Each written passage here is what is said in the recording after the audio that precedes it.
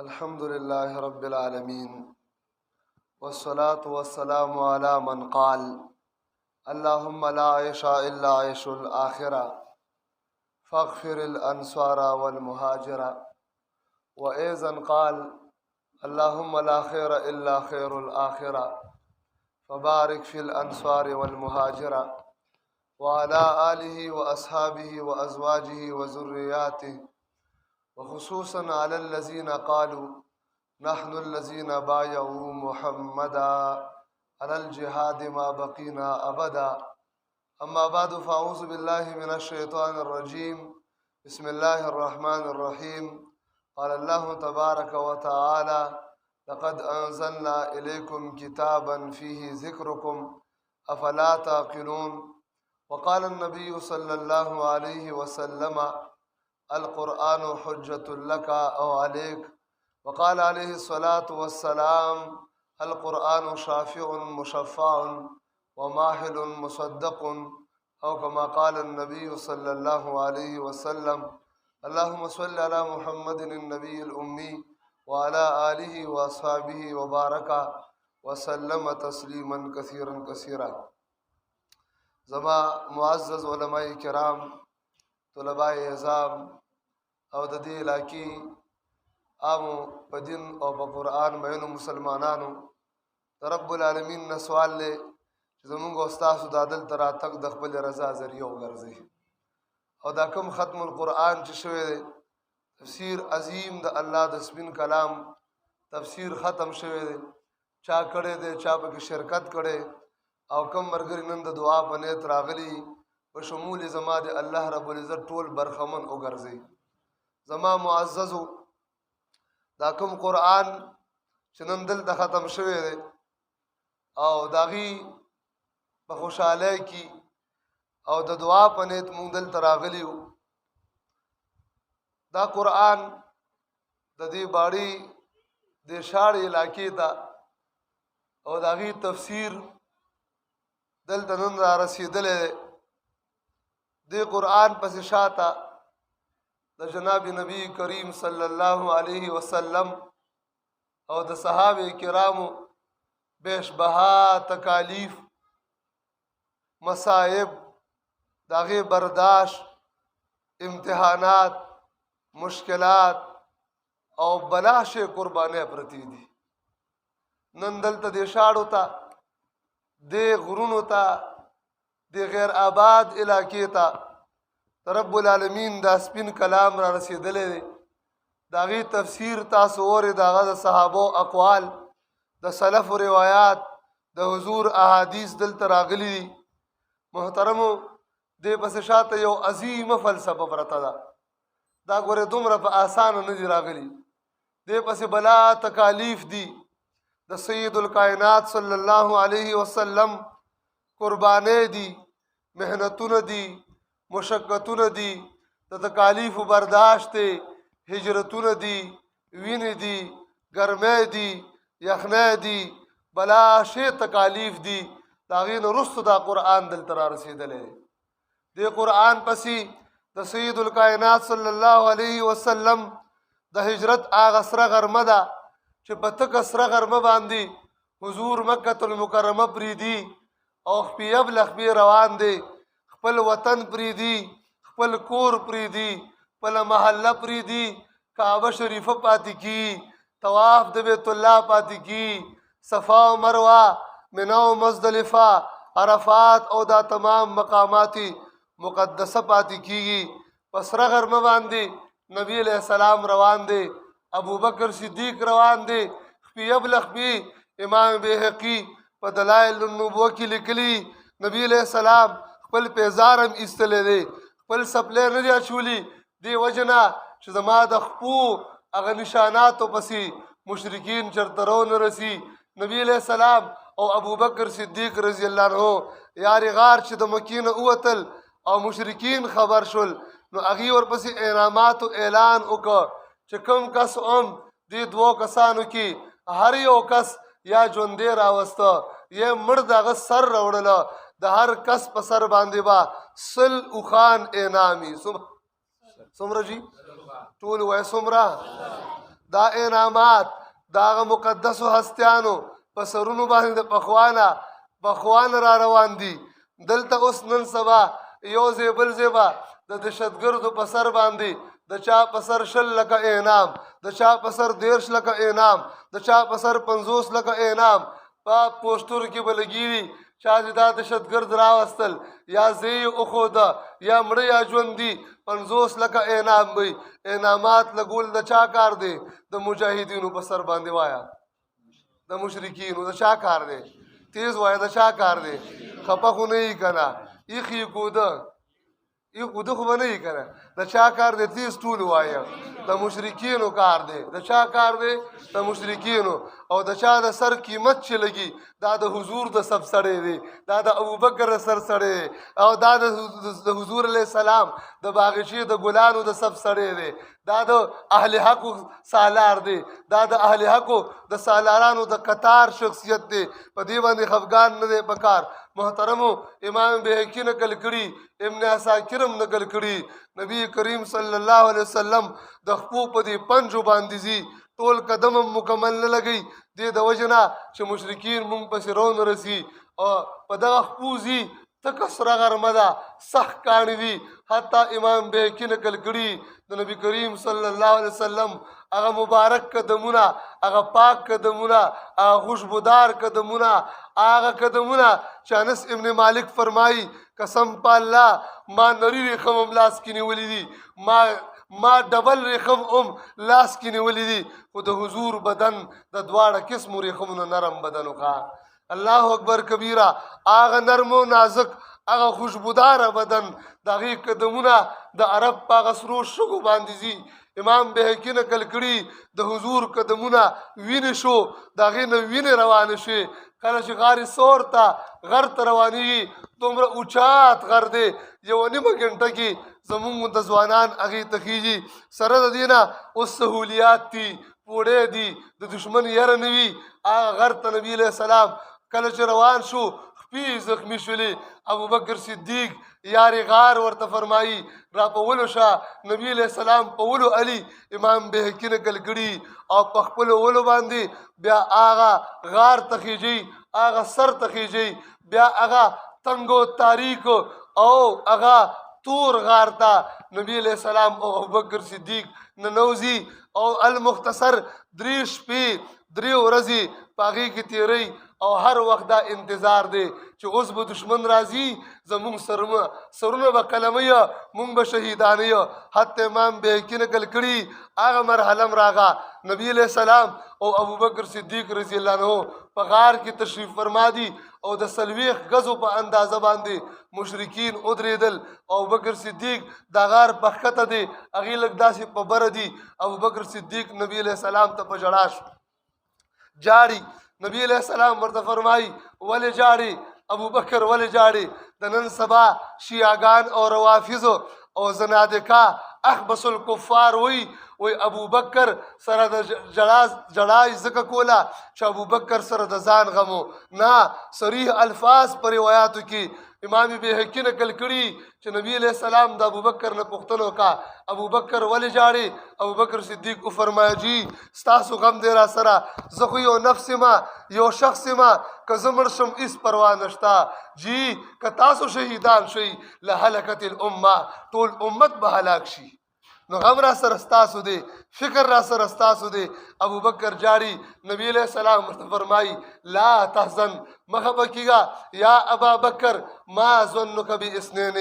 الله ثالثهما. د هغه دوو متعلق ستاسو ګمان دی چې درې مې رب العالمین دی. ښه هېڅ پروا مه کوه، مخه به کېږه. ان الله معنا، الله مونږ سره م دی، الله هر انسان سره دی.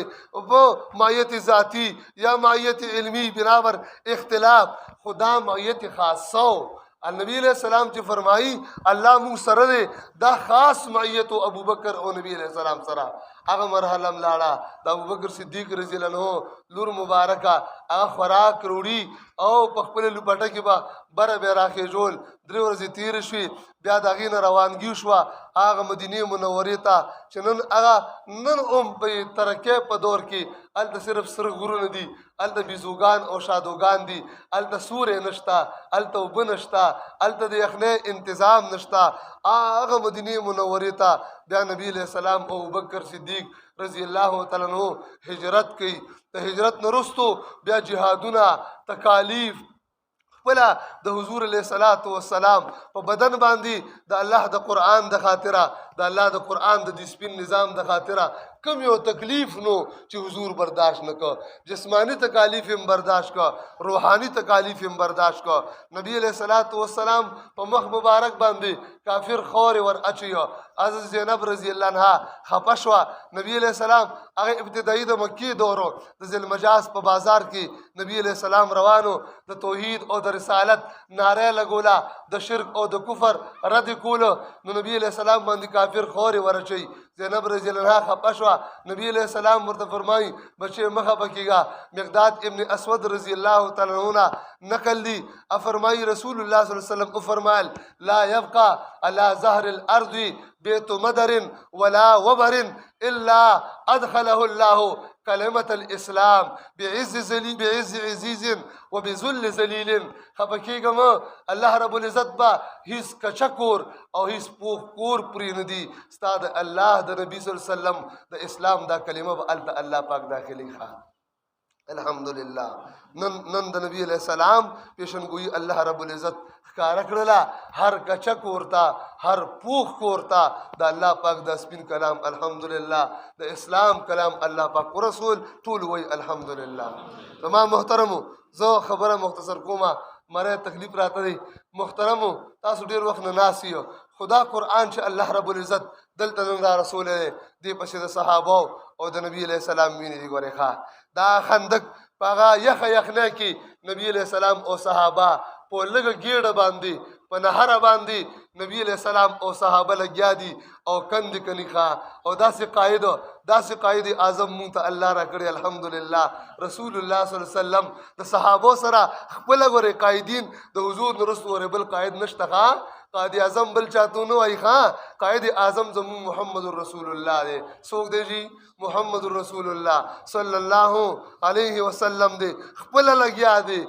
لګیا دی عبدالله بن رواحه بخاری کې نقل دی نبی علیہ السلام خپله کودالې ویو جنټي ویو بلچي وی هغه آلات ویو او خوره دغه کندې نه روباسي او بیا خپل صادر کې اچوي او صادر کې به وړله آل ته به غزاروله د نبی علیہ السلام د سینې مبارکې دا کم ویښته چې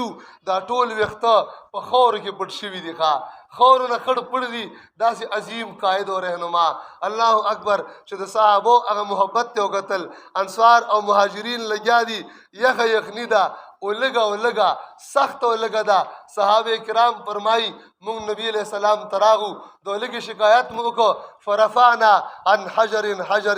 ورفع رسول الله صلی الله علیه وسلم عن حجرين و مونږ د خپل ګیړي نبی علیہ السلام تخکاره کی مونږ یو کانه دو لګي نه تړلو حضور پاک دو کانه تړلیو ښا حضور دو کانه تړلیو داسې قائد داسې رهنما داسې لیډر چې سره د دې ولګینا انصارو با په مینو محبت باندې ناری والے نحن الذين بايعوا محمدا على الجهاد ما بقينا ابدا مون هغه کسان یو چې د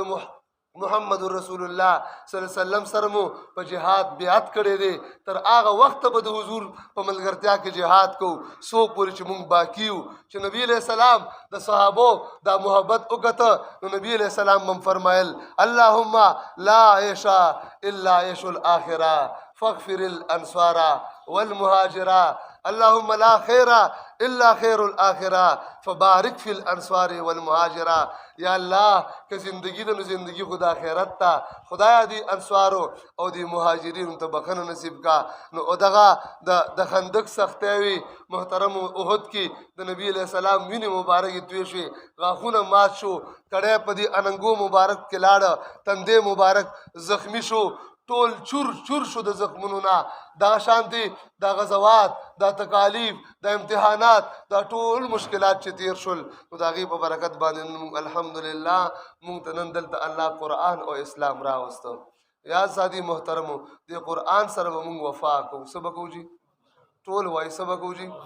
بې وفایي خو به نه کوو که نه که مونږ او تاسو نن قرآن پرېښوده نن مو اسلام پرېښوده دا د رسول الله صلی الله علیه وسلم هغه وینو سره ګورې بې وفایي ده دا د حضور علیه السلام هغه زخمی قدمونو سره بې وفایي ده دا د حضور علیه السلام هغه اولګې سره بې وفایي ده دا د حضور پاک هغه اوښکو سره کومې چې د بدر په میدان کې ټوله شپه نبي علیه السلام توی کړي دي هغې سره بې وفایي ده دا د هغه ګرد او غبار سره بې وفایي ده کوم چې په میدان جهاد کې په حضور علیه السلام باندې غورځېدلی نو موږ خو به د حضور سره بې وفایي نه کوو که نه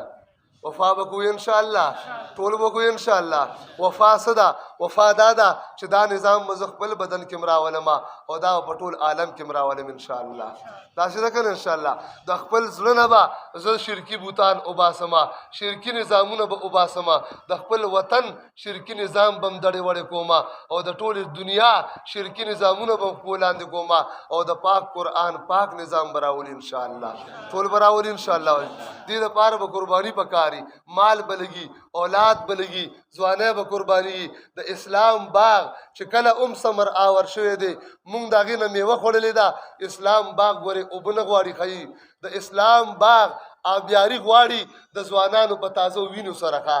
د هغې اسلام باغ د روز اول نه تازه وینې غوښتي دي د هغې نه وروستو هغه تر او تازه شوی دی بیا ثمر آور شوی دی نن مونږ د اسلام هغه میوې دلته د عربو د هغه ځمکې نه دلته مونږ خورو مونږ پې مزې کوو نو هغه ونو ته د صحابو تازه وینې پرتې دي ښه قسم بالله محترمو دا علما ما سره دي کله چې مونږ د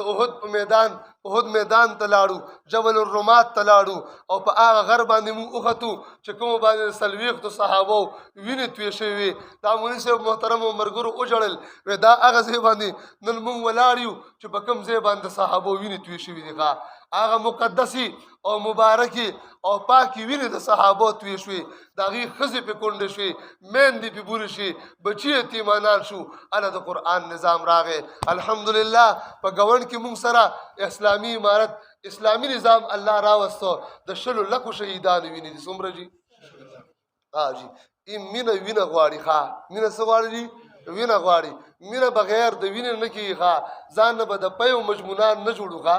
د پیو مجنون ګورې کار نشي کولی مونږ اسلام هم غواړو او د الوا په پلیټ کې هم غواړو مونږ اسلام هم غواړو او د خیرات په دیګ کې هم غواړو نه محترمه اسلام وینې غواړي اسلام قرباني غواړي اسلام مشقتونه غواړي اسلام تازه وینې غواړي اسلام بندونه غواړي جیلونه ډکول غواړي هغه ځوانۍ غواړي هله اسلام او قرآن راځي نو انشاءالله العزیز که دغه کافران د کفر دپاره خپلې وینې پیش کوي خپل اولاد پیش کوي حتی خپل زنانه زناکارۍ ته پیش کوي نو موږ قرآن دپاره خپلې وینو پیش کوو که نه پیش کوو انشاءالله اسلامي نظام به راولي انشاءالله د جهاد په ذریعې سره چا په ذریعې سره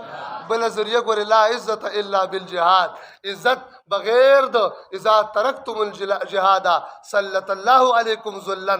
نبی علیہ السلام ارشاد مبارک دے اذا تبایاتم بالعینا واخذتم اذناب البقر وترکتم الجهاد سلط الله علیکم ذلا لا ينزعوا عنكم حتى ترجعوا الى دینکم نبی علیہ السلام فرمائی چې کله سودی کاروبار شروع کړي او نبی علیہ السلام فرمائی د غویانو لکۍ راټینګي کوي ورزیتم بالزرع او خپل زمیندارۍ باندې خوشحاله شي او جهاد مو پرېښو الله به م ذلیل کړي د دې نه لوی ذلت بل شته چې کله را باندې مشرف راځي کله را باندې نواز شریف راځي کله زرداری راځي کله عمران خان راځي کله شهباز شریف راځي د دې نه بل لوی ذلت شته دی جي دا خلک د دې شوکو لایق دي دا خو د باترومونو څخه پاکولو لایق نه دي د دې نظام د کفر او د غیر اسلامي کېدو غټه نښه دا ده چې هغه خلک چې اسلام او شریعت او قرآن مردود و شهادت ګرځولي دي فاسقان یې ګرځولي دي فاجران یې ګرځولي دي نن هغې زمونږ د اسلام هغه عظیمه امامت کبرا باندې حمله کړې ده نو محترمو په دې نظام کې د داسې خلکو د راتګ اجازه شته خو قرآني نظام دې ته اجازت اجازت نه ورکوي قرآني نظام وی هر سړي نه به رایه نه علي د هر سړي رایه معتبر نه ده د هر سړي مشوره معتبره نه ده رایه به د ځي نه علي او بیا به قبلولو کې امیر ته اختیار وي او دا کفري نظام وی نه زمیندار نم اوټ اخلا په مصري خانې والا نم اخلا او ټیلر نم اخلا او بوډري نم اخلا بنګي نم اخلا حتی اجراګان نم اوټ لخا نو دا نظام اسلامي کې دی شي الکه اسلام خدا نه وي اسلام د هر چا د رای اجازت نه ورکوي او دا نظام د هر چا رای اجازت ورکوي او بیا هغه رای لازم هم ده اسلام وی چې یو عالم با عمل ته ټول دنیا کافران رسیدلې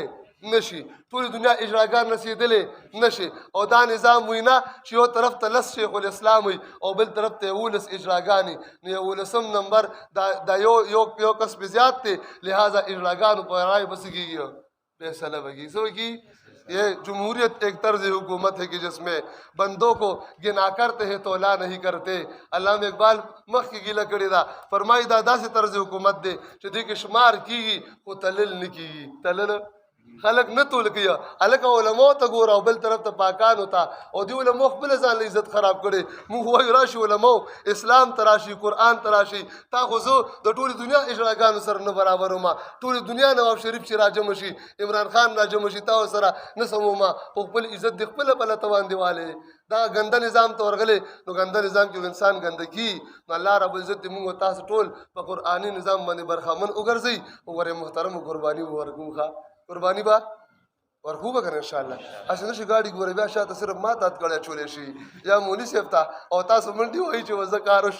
ادي وخت را سره وادیو کې بیا تختې ګوره بي وفای بنګوخه د وفا لاس به بل ورکو ان شاء الله کنه نه به جیل کې یو بل لاس سکو پریدو نه به هجرتونو کې پریدو نه به شهادتونو کې پریدو الله سره بواده کو چې الله دا کلام دې زمون په ایمان دې او دا نظام په ټوله دنیا کې مو حاکم کو ان شاء الله او کوم نظام چې دې نظام سره مخالف دی اب مخبول اند راول ان شاء الله دا یې مو سره قدر نشتا پای کې مو تاسو شرکت نه کوو نه بګو ان شاء الله بیزاری به کو ان شاء الله الله دې عمل توفیق نصیب کی واخر دعوانا ان الحمد